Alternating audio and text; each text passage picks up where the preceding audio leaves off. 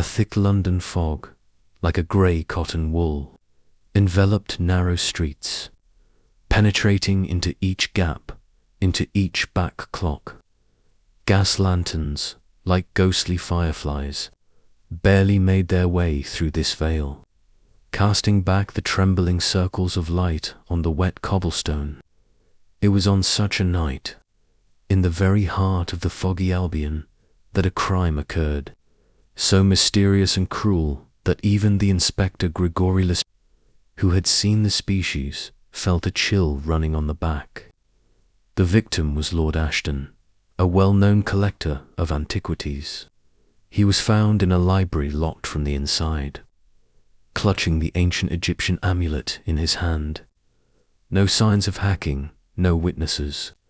The only thing that violated the ideal order in the room was an overturned glass with brandy and a strange, almost elusive aroma of jasmine. Lestrade, a practical person and not inclined to hoaxes, recognized his helplessness and turned to the only person who could unravel this tangle of mysteries, to Sherlock Holmes. Holmes, as always, unflappable, examined the crime scene with interest. He drew attention to the smallest details: a thin layer of dust on the bookshelves, barely noticeable scratches on the floor, a special arrangement of feathers in the handle dropped by the Lord with a Lord. Surprisingly, Lestrade Holmes said, holding an amulet in his hands, the criminal seemed to be invisible. Lestrade frowned. But how is it possible, Holmes? The room was locked from the inside. The key word was, Holmes smiled, pointing to a small gap under the door, wide enough to stick the wire and open the lock from the inside. And the aroma of jasmine, my dear Lestrade, tells us that our criminal is a woman, and very exquisite. Over the next days, Holmes methodically collected evidence. He found out that Lord Ashton had a secret lover, an actress named Isabella, known for her passion for oriental aromas.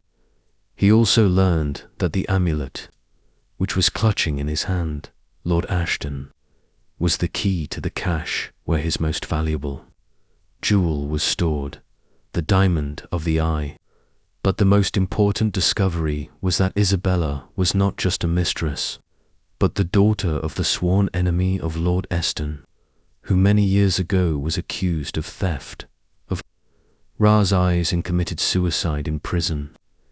Isabella conceived revenge.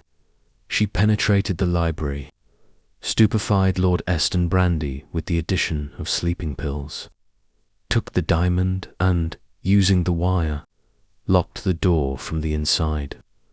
Holmes, introducing all the evidence of Lestrade, arrested Isabella. The eye of the Ra was returned to the legal heirs. The fog over London gradually scattered, like a secret revealed by the genius of Sherlock Holmes.